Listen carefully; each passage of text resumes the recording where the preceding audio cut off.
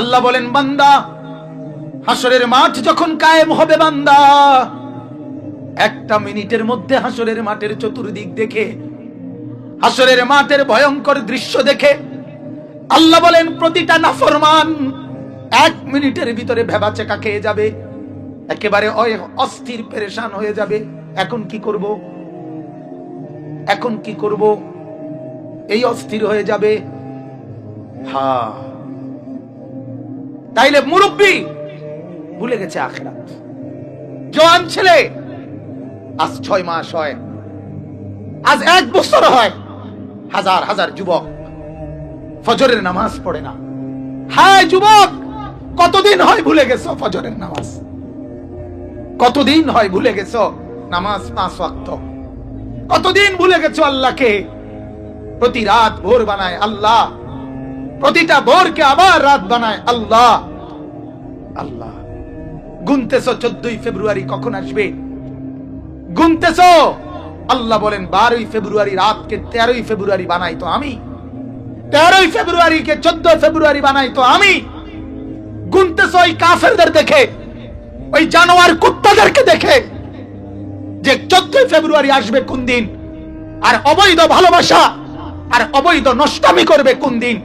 আমার দেশের লাখ লাখ শিক্ষিত নামে যুবক যুবতী অপেক্ষা করছে 14ই ফেব্রুয়ারি ভালোবাসার লেনদেন করবে, জিনার ব্যভিচারের আদান প্রদান করবে, অশ্লীলতার বেহায়াপনার জোয়ার তুলে দিবে, ফুলের বন্যা ছুটাইয়া দিবে। আল্লাহর কসম মুসলমান, আমি পরিষ্কার বলি 14ই ফেব্রুয়ারি নামে, বিশ্ব ভালোবাসা দিবস নামে ইমানদার মুসলমানের এমন কোন দিন নাই। এটা হাইওয়ান আর জানোয়ার, এটা কুকুর আর বিড়ালের কোন দিবস হইতে পারে, কোন মানুষের দিবস হইতে পারে না। এটা কোন ইনসানের দিন হইতে পারে না, এটা কোন মানুষের দিন হইতে পারে না। 14ই ফেব্রুয়ারি নামে আমাদের কোনো ভালোবাসা নাই, ঠিক কিনা বলেন না? আমি আমার আল্লাহকে ভালোবাসি প্রতিদিন। কয়দিন আল্লাহকে ভালোবাসি? কয়দিন? আজও আমি মাগরিব পড়ছি, আজও আমারে হুলস্থুল করতে আসিল কবির ভাই আসার জন্য, তারপরও আমি এশার নামাজের জামাত পড়ে, ওই যে আমার ছাত্র কি, আরে বেটা তোর নাম কি? হ্যাঁ রবি এর, তুমি না এশার নামাজ পড়াইছো এখানে শ্রীকাইল, তোমার পিছনে নামাজ পড়ে আইছি আমি, নামাজ পড়ে আসছি বাজার। এশার নামাজের সেজদা, আমার মালিককে আমি ভালোবাসি প্রতিদিন। আমার রাসূল সাল্লাল্লাহু আলাইহি সাল্লাম আজকের ওযুটাও এশার নামাজের ওযু যখন করছি, মিসওয়াক করে ওযু করছি। এখনো আমার নবীকে ভালোবাসি প্রতিদিন, মাকে ভালোবাসি প্রতিদিন, বাবাকে ভালোবাসি প্রতিদিন, স্ত্রীকে ভালোবাসি প্রতিদিন, 2টা ছেলেকে ভালোবাসি প্রতিদিন, মেয়েদেরকে ভালোবাসি প্রতিদিন। হ্যাঁ, সবাইকে তো ভালোবাসা আমার প্রতিদিন। আমাকে আবার আলাদা একদিন ভালোবাসতে হবে কেন? ঠিক কিনা বলেন? আমি পৃথক ভালোবাসা বাসবো কেন? এই জন্য অনুরোধ আমার, যত ছেলে এখানে বসছো, যদি মুসলমানের বাচ্চা হয়ে থাকো, মনে রাখো দোস্ত, এই 14ই ফেব্রুয়ারি নামে যদি কোনো ভালোবাসা লেনদেন করো, 14ই ফেব্রুয়ারির কারণে যদি কোনো নিজের মোবাইল থেকে কোনো মেসেজ কোনো মেয়ের কাছে পাঠাও, কোনো ফুল দিয়ে সাজানো কোনো কিছু পাঠাও, তাইলে তোমার ঈমানের সমস্যা হবে। আমি বললাম, মনে রাখো, কোন ঈমানদার এটা করতে পারে না, কোন মুসলমানের বাচ্চা এটা করতে পারে না। এজন্য আজকের এই মাঠে যত যুবক আছো, ইনশাআল্লাহ প্রত্যেকে ওয়াদা করো 14ই ফেব্রুয়ারি নামে আমাদের কোনো কিছু নাই। বলে না ভাই, বলো না? 14ই ফেব্রুয়ারির নামে আমাদের কিছু নাই, ঠিক আছে না? ইনশাআল্লাহ অবশ্যই আমরা মেনে নিলাম এটা, এই নামে আমাদের কোনো কিছু নাই। ওইটা জানোয়ারদের হইতে পারে, যাদের জীবন নাই, যাদের কোনো আখলাক নাই। সিনেমার নর্তকী ভালোবাসার স্লোগান দেখায়, নর্তকী তোর জীবনের তো কোনো হদিস নাই। বিয়ে করস কোন দিন, বাচ্চা হয় কোন দিন, আগে কয় ফেডে বাচ্চা, এর পরের সপ্তাহ কয় বিয়া। এই কয়দিন আগের ঘটনা বাংলাদেশে, আগের সপ্তাহ দেখাইলো ফেডে বাচ্চা, পরের সপ্তাহে কয় বিয়া। কিরে বেড়ে, এটা কোন ধরনের কথা? এটা কোন ধরনের কথা? এগুলো জীবন? আপনি বলেন এগুলো জীবন কি না বলেন? জিন্দেগি, ওদের জীবনে কোনো সুখ নাই। হায় হায়, কত বড় লোক পয়সাওয়ালা ফোনে ফোনে দোয়া চায়, হুজুর আমরা 3 মাস 6 মাস ধরে একই ফ্ল্যাটে থাকি, আমি আর ও আলাদা থাকি, কেউ বুঝতে দেই না, লজ্জায়, দোয়া করে, দোয়া করতে জেনে বেটা বেটি আলগা থাকে এরা বালা নাম আমি আরো হ্যাঁ অগণিত অগণিত বাজার জিন্দেগি আল্লাহকে নারাজ করে সুখ পাওয়া যায় না যুবক। কিছুক্ষণের এই ফুর্তি আমি অনুরোধ করছি, এই ফেসবুক নামের এই মোবাইল নামের এই আপদ মনে করো একসময় ছিল না, আগামী কখনো নাও থাকতে পারে, কিন্তু তোমার জিন্দেগি তো থাকবে। তাইলে তুমি সামান্য একটু এই মোবাইলের কিছু ছবি, কিছু নষ্ট নারী নর্তকী, কিছু উলঙ্গ ছবি, কিছু জেনা বেবিচারের দৃশ্য, এটুকু দেখে জিন্দেগির এত সুন্দর হায়াতটা, তোমার এই তাগরা জওয়ানিটা কেন নষ্ট করে দিল? কেন নষ্ট করে দিল? হ্যাঁ, তোমার জন্য আল্লাহ তাআলা স্ত্রী নামে একজন নারী তো আল্লাহ তাআলা বলছেন আমি তোমার জন্য বানিয়েই রাখছি, তো এটা তো মিলবেই। এজন্য আমি অনুরোধ করি আবারও, আজ আমাদের জওয়ান বুড়ো যুবকরা, যুবতীরা, মারা, বোনেরা, আমরা আমাদের জীবন থেকে আখিরাত বিদায় করে দিছি। কি বিদায় করে দিছি? ইয়ালামুনা যাহিরাম মিনাল হায়াতিদ দুনিয়া ওয়া হুম আনিল আখিরাতি হুম গাফিলুন। আল্লাহ বলে, হায় হায় আমার বান্দারা দেখতেছি তামাম দুনিয়াটা খুব ভালো বুঝতেছে, দুনিয়ার উপরের দিকটা খুব বুঝতেছে, কিন্তু আখিরাত থেকে একদম গাফেল, আখিরাত থেকে গাফেল। আজ আমাদের জিন্দেগির গাফলত জওয়ানের মধ্যেও, বুড়ো মানুষের মধ্যেও, মার মধ্যেও, বোনের মধ্যেও, স্ত্রীর মধ্যেও, কন্যার মধ্যেও, মাও বেপর্দা, মেয়েও বেপর্দা, স্ত্রীও বেপর্দা, বোনও বেপর্দা। বলেন নাউজুবিল্লাহ। তো আমি বলতেছিলাম আমাদের সামনে এই কথাটা প্রথম বললাম যে খুব দ্রুততম সময় পার হইতেছে, অতএব আমাদের কিয়ামত খুব কাছাকাছি, ঠিক কিনা বলেন না? আমাদের নবী আসা মানেই কিয়ামত কাছাকাছি, আমাদের কোরআন নাজিল হওয়া মানেই কি কাছাকাছি? কিয়ামত কাছাকাছি। অতএব আমরা কিন্তু মনে রাখতে হবে আমরা কিয়ামতের খুব কাছাকাছি সময়ে অবস্থান করতেছি। হয় আমি, নয় আমার ছেলে, নয় আমার ছেলের ঘরের ছেলে, কারো না কারোর সামনে আসমান ভেঙে যাবে। কথা বুঝেন নাই?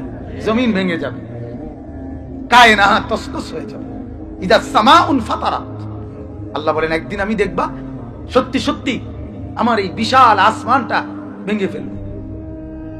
ওয়া ইদাল কাওয়াকিবুন তাসারাত। একদিন আমি সবগুলো তারকা খসে খসে আসমান থেকে জমিনে ফেলে দেব। ওয়া ইদাল বিহারু ফুজ্জিরাত। একদিন আমি সব সাগর, নদী, খাল, পুকুর, সব জায়গার পানি উত্তপ্ত আগুনের মধ্যে যেরকম টকবক করে, এরকম টকবক করতে করতে শুকায় ফেলবে, শুকায় ফেলবে। কিছুদিন আগে আমি টেকনাফ শাহপরীর দ্বীপ অর্থাৎ বাংলাদেশের একটা শেষ সাগরের পারে বয়ান করছিলাম।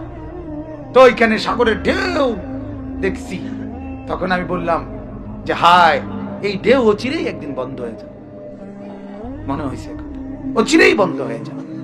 তো বাজান, আমরা প্রত্যেকেই এ কথা প্রথম ভাবেন আমরা কিন্তু কিয়ামতের কাছাকাছি, নাকি আমরা নূহ নবীর উম্মত কাটাকাটা না হাত উঠান তো, মুসা নবীর উম্মতকে হাত উঠান, আমরা আখিরি পয়গম্বরের উম্মত, ঠিক কি না বলেন?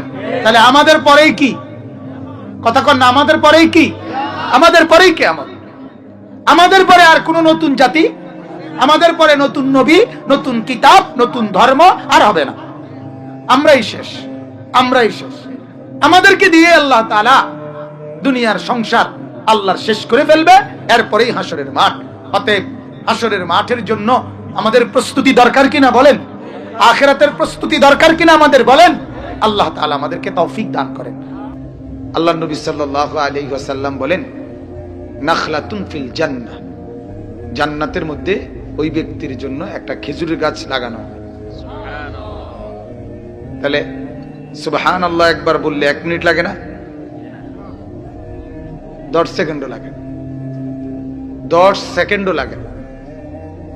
এতেই আমার আমলনামার মধ্যে একটা খেজুর গাছ জান্নাতে রোপণ হয়ে গেল। আরেক হাদিসে আছে আল্লাহ নবী সাল্লাল্লাহু আলাইহি সাল্লাম বলেন, সুবহানাল্লাহ আযমু মিন উহুদ। একবার সুবহানাল্লাহ বললে উহুদ পাহাড়ের চাইতে ভারী নেকি দেওয়া হয়।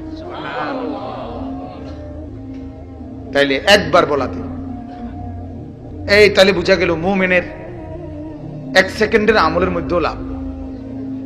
যেটা লাভ আইলো না আমার, আমি একবার বললাম আমার উহুদ পাহাড়ের চাইতে ভারী নেকি হলো। তাহলে একবার 1 সেকেন্ড বলতে পারেন মুমিনের সেকেন্ডে সেকেন্ডে নেকি, যদি সে চিন্তা করে, কামাই করতে জানে, চালাক হয়, সে সেকেন্ডে সেকেন্ডে রোজগার করতে পারে, পলকে পলকে রোজগার করতে পারে। আল্লাহ তাআলা বলছে, বান্দা আমি তো এটাই চাইছিলাম, তোমরা তো বুঝলা না, তোমরা তো বুঝলা না। আমাকে ডাকতে বলছি আমি, হাঁটতে হাঁটতে, চলতে চলতে, উঠতে উঠতে, বসতে বসতে, তোমরা গুরুত্বই দিলা না, এটা বুঝলাই না। এজন্য আমি বলতেছিলাম বাজান, আল্লাহর কথা বলা, আল্লাহর কথা শোনা, এইটার তৌফিক পাওয়া আল্লাহর পক্ষ থেকে, সুযোগ পাওয়া, এটাও অনেক বড় নিয়ামত। এজন্য আজকে যে বসতে পারছেন, এখন যে বসতে পারছেন, এখনই ফিকির করবেন যে আসলে নেক আমল কদ্দুর হইছে। ওয়াল তানজুর নাফসুম মা কদ্দামাত লিগাদ। আল্লাহ বলেন, ঈমানদার তোমরা প্রত্যেকেই লক্ষ্য করো, আগামীকাল কিয়ামত, আর এর জন্য আজ তুমি কি পাঠাইছো। কিয়ামত কোন দিন? আগামীকাল। এই কথার 3 তাফসীর, এই কথার 3টা ব্যাখ্যা। 1 নাম্বার হলো আখিরাতের তুলনায়, পরকালের তুলনায় গোটা পৃথিবীর হায়াতটা একদিন। গোটা পৃথিবীর সময়সীমাটা কয়দিন? আর আখিরাত আগামী দিন। এই কথার 2য় অর্থ হলো আজকের থেকে আগামী দিন, আজ আর আগামী দিন, এটা যেমন কাছাকাছি, আমি এবং আখিরাত এমন কাছাকাছি, পরকাল এমন কাছাকাছি। 3য় অর্থ হলো আজ যেহেতু বললাম, তাহলে আগামীকাল আসবেই, তাহলে আগামীকাল যেমন নিশ্চিত, আজ বলাতে আগামীকাল কি নিশ্চিত, আখিরাতও এমন নিশ্চিত। এজন্য আল্লাহ তাআলা বলেন আখিরাত নিশ্চিত। আল্লাহ তাআলা বলেন আখিরাত খুব কাছাকাছি। আল্লাহ তাআলা বলেন আখিরাত অনেক লম্বা। অতএব তুমি সেটার জন্য কি করেছো, আজকে কি পাঠাইলা, এটা একটু খেয়াল করো। এজন্য আসলে মানসিকভাবে সব সময় পেরেশানিতে থাকি, অস্থিরতায় ভুগি, যে আসলেই জমিনের হালাত, মানুষের হালাত, পরিবেশ পরিস্থিতির হালাত, সব দিকেই মনে হয় যেন চেষ্টা, যে কিভাবে আল্লাহর কথা, কোরআনের কথা, আখিরাত আর পরকালের কথা কম হয়। অধিকাংশ মানুষের চেষ্টাই মনে হয় যেন এটাই। এই জন্য বলতেছি, আসলে আল্লাহর কথা বলার পরিবেশ শেষ পর্যন্ত কয়দিন থাকে বলা যায় না। একদিকে করোনা, একদিকে সরকারি বিধিনিষেধ, আরেকদিকে নাস্তিক মুরতাদদের প্রচারণা, আরেকদিকে ইসলামের দুশমনদের বহুমুখী ষড়যন্ত্র। হ্যাঁ, এগুলো তো আছেই, চলমান, ঠিক না? এগুলো তো চলমান। আপনার সাংবাদিক নিজের থেকে জিজ্ঞাসা করতেছে, বলে নাই উনি, স্বাস্থ্য সচিব বলে নাই কিছু, উনি বলছে যে ঘরোয়া পরিবেশে, হ্যাঁ, ঘরোয়া পরিবেশ ছাড়া বাহিরে খোলা ময়দানে কিছু করা যাবে না। ওরা ইচ্ছা করে জিজ্ঞাইতেছে বারবার, ঘরোয়া পরিবেশে ভিতরে মাহফিল করুন যাবে, কিন্তু এটা জিজ্ঞাসা কেন বারবার? বুঝেন না হিসাবটা আপনার? অর্থাৎ সবার অ্যালার্জি কি নিয়া? এটা নিয়ে। আল্লাহর কথা কম হোক, আখিরাতের কথা কম হোক, পরকালের কথাটাই শুধু কম হোক, সবার অ্যালার্জি এটা নিয়ে। ঝামেলা শুধু এটাই, মহিলারা পুরা কাপড় খুলতে পারতেছে না, শুধু এই হুজুরগুর জ্বালা। কথা বুঝছেন না? কথা সুদখোর, ঘুষখোর, পুরাপুরি একের খোলা মাঝ রাস্তায় সুদের দোয়ান দিতে পারতেছে না, শুধু এই হুজুরগুর জ্বালা। ফেন্সিখোর, বাবাখোর, ডাইলখোর খোলামেলা বিক্রি করতে পারতেছে না ইয়াবা, শুধু এই হুজুর মসজিদ মাদ্রাসা এখনো এগুলোর জ্বালাতনের কারণ। এগুলা যদি না থাকতো তাহলে একদম খোলামেলা ওপেন করতে পারত। ইউরোপ আমেরিকাতে যৌন স্বাধীনতা open, open sex, free sex, অর্থাৎ অবাধ যৌন স্বাধীনতা। ইউরোপের একটা দেশে আমি নিজে পত্রিকায় পড়ছি, সমুদ্রের পাড়ে সমুদ্রে স্নান, সূর্যের আলো উঠলে সম্পূর্ণ বিবস্ত্র হয়ে নারী পুরুষ একেবারে উলঙ্গ হয়ে সূর্য স্নান করে। এটা মানে সূর্যের তাপে শরীর কিছুক্ষণ তাপ নিয়ে এরপরে গোসল করে। তো ওই দেশের আপনার কিছু ভদ্রলোক, যদিও কাফের, একটু বিবেকবান হয়তো, ওরা একটু প্রতিবাদ করছে যে এটা একবারে বেশি নগ্নতা দেখা যায়, এইভাবে সমুদ্রের পারে এইভাবে একেবারে কাপড় চোপড় ফুল নারী পুরুষ খুলে ফেলা, এটা বেশি অসভ্যতা দেখা যায়, এটা একটু কি করা উচিত, নিয়ন্ত্রণ করা উচিত। পত্রিকায় আসছে যে, আর আমি পড়ছি পত্রিকা আসছে যে ওই নারীরা, ওই পুরুষরা ওই দেশের রাজধানীর প্রধান সড়কে সম্পূর্ণ বিবস্ত্র হয়ে তারা প্রতিবাদ মিছিল করছে যে এটা আমাদের অধিকার, এটা ব্যক্তি স্বাধীনতা, এখানে কেউ কিছু বলার অধিকার দিল কে? বুঝেন নাই কথাটা? এই হলো তাদের মানসিকতা। নাই তো আপনি কল্পনা করেন, এটা আমাদের মাহফিল, কিন্তু এখানেও যদি উপযুক্ত মেয়েরা এই পরিমাণ আসতে একটু লজ্জাবোধ না করে, তাই এদের মানসিকতাটা কোথায়? এরা শুধুমাত্র আমাদের জ্বালায় পারতেছে না, আমাদের কারণে পারতেছে না। আমরা এখনো কিছু বলি, কিছু মানুষ শুনে আমগো হুজুরদের কথা, এই কারণে আটকায় রয়েছে। এজন্য আসলে বাজান খুব আফসুস মনের মাঝে, এই মন ভাঙ্গা নিয়েই ওয়াজ করি। মাঝে মাঝে খুব পেরেশানি হয়, কাকে বলবো, কোথায় বলবো, কিভাবে বলবো, কতদিন বলবো। আল্লাহ তাআলা আমাদেরকে বুঝার তৌফিক দান করে। ঠিক এই টাইমে আল্লাহর কুদরত, তারা এখানে একটা কাবজাব লাগাই দিছে, কাজ্জা ফাসাদ, এবং নিজেদের মধ্যে কি হয়ে গেল, মতানৈক্য হয়ে গেল না। কিছু কইতেছে না এটাই কথা ঠিক, কিছু বলতেছে না এটা ঠিক হইতে পারে না বেটা। এই নিয়ে তর্কাতর্কির মধ্যেই আল্লাহর নবী সাল্লাল্লাহু আলাইহি সাল্লাম ওনার চাচা আবু তালেবকে নবীজি বলছে, চাচা আল্লাহ তাআলা আমাকে এই মাত্র জানাইছে যে ওরা যেই কাগজটা ওইখানে লেখা রাখছিল কাবা ঘরের বারান্দায়, ওইটার মধ্যে শুধু আল্লাহ, এই আল্লাহর নাম লিখছে শুরুতে বিসমিল্লাহ, বিসমিকা আল্লাহুম্মা যে লিখছে, আল্লাহর নামটা ছাড়া ওই কাগজে যতগুলো লেখা চুক্তির শর্ত, এগুলো একটা অক্ষরও বাকি নাই, সব ফোকে খাইয়া ফেলছে। আল্লাহ আমাকে জানাইছে, আমি কে কোন? আবু তালেব আসছে এটা বলার জন্য, আয়েশা দেখে কাজ্জা চলতেছে, এটা লইয়ে কথা বুঝেন না, ঝগড়া চলতেছে কি নিয়া, এটা নিয়েই তর্কাতর্কি চলতেছে। আবু তালেব তখন বলতেছে, এই সবাই থামো, আমি একটা কথা বলি, মুহাম্মদ আমাকে এই মাত্র, আমার ভাতিজা আবু তালেবও কিন্তু কাফের না, আবু তালেব কি ঈমান আনছিনি, সেও তো ঈমান আনে না। বলতেছে আমার একটা কথা, আমার ভাতিজা এই মাত্র বলল যে ওই চুক্তির যে কাগজটা আমরা টাঙ্গাইছি ওইটা নাকি পোকে খাইয়া ফেলছে। তো এক কাজ করো, এই তর্কাতর্কি না করে এই কথাটার উপর একটা সিদ্ধান্ত করো, যদি মুহাম্মদের কথা এটা ঠিক হয় তাহলে চুক্তি বাতিল, আর যদি ভুল হয় তার কথাটা যে না পোকে খায় নাই, যদি গিয়ে দেখি আমরা, তাইলে এই সিদ্ধান্ত বলবৎ থাকবে। কথা বুঝছেন? সবাই কইছে হ্যাঁ ঠিক আছে চলো। আয়েশা দেখে ঠিকই আল্লাহ রাসূল সাল্লাল্লাহু আলাইহি সাল্লাম যা বলছেন তাই। ফলে 3 বছরের বন্দী জীবন থেকে আল্লাহর নবী সাল্লাল্লাহু আলাইহি সাল্লাম মুক্তি পেয়ে গেলেন।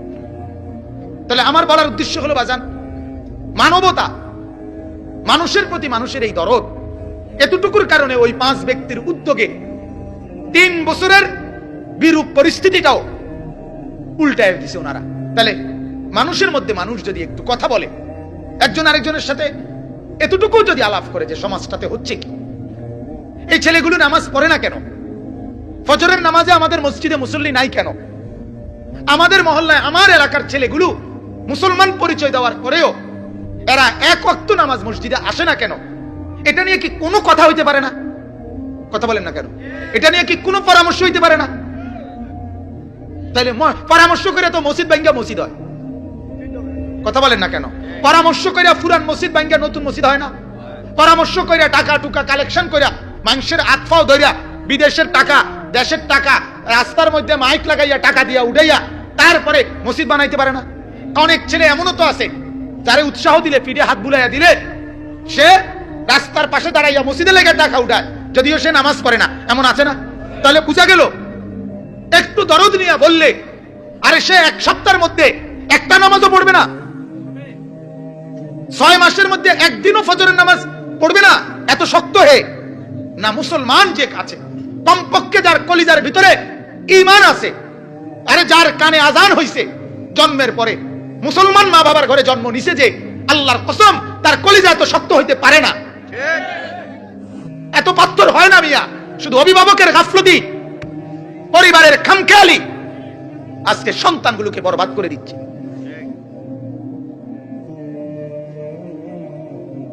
এটা হলো মেন সমস্যা। আমি এজন্য আমার একটা শক্ত কথা, এটা পরিষ্কার কথা, আজকে মা বাবা এরাও চূড়ান্ত পর্যায়ের স্বার্থপর, এগুলো স্বার্থপর। এগুলোর কথা হইলো শুধু ভাত তরকারির বুঝ হইতে হইব। আমার চাকরি করবি, নয় দোকানদারি করবি, নয় ব্যবসা করবি, নয় বিদেশ যাবি, নয় টাকা কামাইবি, টাকা দরকার, যেমনে করস করস। মা বাপের বুঝ হইলো এটা, আমার টেয়ার বুঝ হইলে হইছে, টাকার বুঝ হইলে হইছে। টাকা দরকার আমার, তোর চরিত্র থাকুক বা না থাকুক, তোর আখিরাত থাকুক বা না থাকুক, আমার টাকা দরকার। কিন্তু আল্লাহর কসম আমি স্পষ্ট বলি, আমার স্পষ্ট মনে আছে আমার বাবা বলছে যে ফুত আমার টাকা দরকার নাই, আমার পড়া দরকার। আমার মা বলছে আমার টাকা দরকার নাই, আমার পড়া দরকার।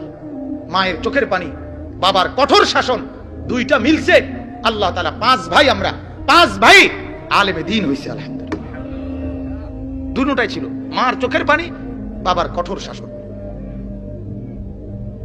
আমি জীবনে একবার, শুধু আমার পড়ালেখার হায়াতে আমি একবার বলছিলাম আব্বারে, শুধু আব্বা আমি এই মাদ্রাসায় পড়তাম না, একটা মাদ্রাসার ব্যাপারে, মানে মাদ্রাসার তো ফরুম, কিন্তু এটা পড়তাম না। কথাটা বুঝছেন না? আমার আব্বা স্পষ্ট আমার মনে আছে, আমার আব্বা বলছে পরের বেলা ভাত আমার ঘরে আর খাইও না,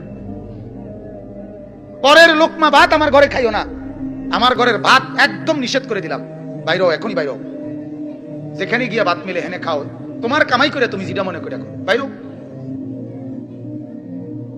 পরে সুন্দর করে মাদ্রাসা দিয়েছি। কথা বুঝছেন? বাবার কঠোর শাসন ছিল, পরের লোকমা ভাত নিষেধ করে দিয়েছে, ভাত খাইও না ঘরে আমার। আর আজকে 8 বছরের বাচ্চাটা, 10 বছরের বাচ্চা, 10 বছরের একটা বাচ্চার উপরও কি মুসলমানের কোনো কন্ট্রোল নাই? ক্লাস 8-এ পড়ুন একটা ছেলের উপরে মা বাবার কোনো নিয়ন্ত্রণ নাই। কথা বলেন না কেন?